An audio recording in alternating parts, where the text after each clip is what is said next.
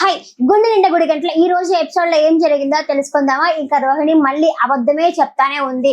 ఉన్న అమ్మను కూడా చంపేసింది, ఆమె లక్షణంగా ఉంది, ఇంకా పుట్టిలే లేదు అన్నట్టు చెప్తుంది. సరే ఇంకా మీ నాన్న ఉన్నాడా అని చెప్పి అడిగితే మా నాన్న కూడా లేడు, మా నాన్న కూడా చచ్చిపోయాడు అని చెప్పి తెలిసింది అనేసరికి ఇంకా బాలు వాళ్ళ బామ్మండి అమ్మయ్య బతికిపోయినావు, ఇంకో క్యారెక్టర్ ఎంటర్ అవ్వదు అని చెప్పేసి అనుకుంటుంది. సరే ఇవంతా సరే కానీ ఆ 40 లక్షల డబ్బులు ఎట్లా ఇచ్చావు అంటే పార్లర్ అమ్మేశాను అని చెప్పంటుంది. ఇంకా ప్రభావతికి కోపం వస్తుంది, లేచి ఇంకొకటి పీకుతుంది. పీకేసరికి ఇంకా బాలు వాళ్ళ నాయనమ్మ ఉండేసి ఇంకొకసారి అమ్మాయి మీరు ఎత్తే ఉంటుంది నొప్పుకొని కామ్గా కూర్చో అని చెప్పేసి అక్కడే కూర్చో ఉంటుంది. మనోజ్కి కూడా అసలు రోహిణి అంటేనే అసహించుకుంటా ఉన్నాడు. ఇంకా రాను రాను ముందు ఎపిసోడ్ లో మనోజ్ ఇంకో పెళ్లి చేసుకుంటాడంట తెలుసా. తమిళ్లో చూసిన వాళ్ళు చెప్పారు నాకు. ఆయనకి అంత ధైర్యం ఎట్టొచ్చింది నాకు తెలియలేదు, కానీ రోహిణిని కాకుండా ఇంకో పెళ్లి చేసుకుంటాడంట. ఇప్పటిదాకా ఇంకా ఇంట్లో కూడా తెలియలేదంట.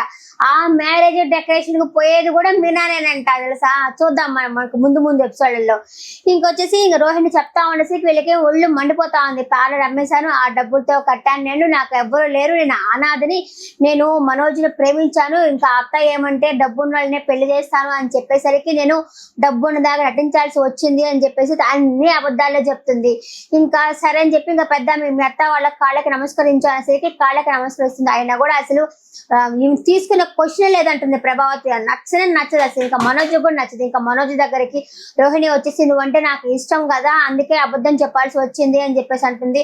అంటే మన తాయితి ఇచ్చావు కదా దాని గురించి అంటే అది కూడా అబద్ధమే అని చెప్పేసి అంటుంది. చిచ్చి ఇన్ని అబద్ధాలు చెప్తున్నావా, నాకు అస్సలు నచ్చలేదు, ఇప్పుడు కూడా అబద్ధమేనా, ఆ ట్యాటూ కూడా అబద్ధమే అంటే కాదు ఈ ట్యాటూ నిజము అని చెప్పనంటుంది. అయినా కూడా ప్రశాంతంగా నన్ను కోసేపు వదిలేసే నువ్వంటే నాకు చికాక్గా ఉంది అని చెప్పేసి మనోజ్ అయితే పైకి వెళ్తుంటాడు. ఇంకా బాలు వచ్చి గ్రూప్ డిస్కషన్ పెట్టుంటారనమాట.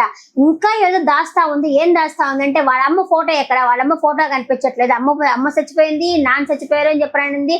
అందరూ ఫోటోలు చూపించింది కానీ ఎక్కడ వాళ్ళమ్మ ఫోటో ఎక్కడ అని చెప్పేసి అంటారు. ఇంకా ఏదో లైఫ్ లో ఉంది అని చెప్పేసి వాళ్ళైతే అనుమాన పడతా ఉంటారు అనమాట శృతి వాళ్ళతోటి. అవును నాకు అదే అనిపిస్తుంది అని చెప్పేసి శృతి కూడా మాట్లాడడం జరుగుతుంది. ఇంకా ఆ డౌట్ మనోజ్ కూడా వస్తుంది. మనోజ్ ఇంకా మళ్ళీ కిందకు వస్తారు. వచ్చిన తర్వాత నాతో మాట్లాడవా అంటే నాతో మాడబాక కొంచెం ప్రశాంతంగా వదిలేసే అని చెప్పేసి తనైతే పడుకుంటాడనమాట.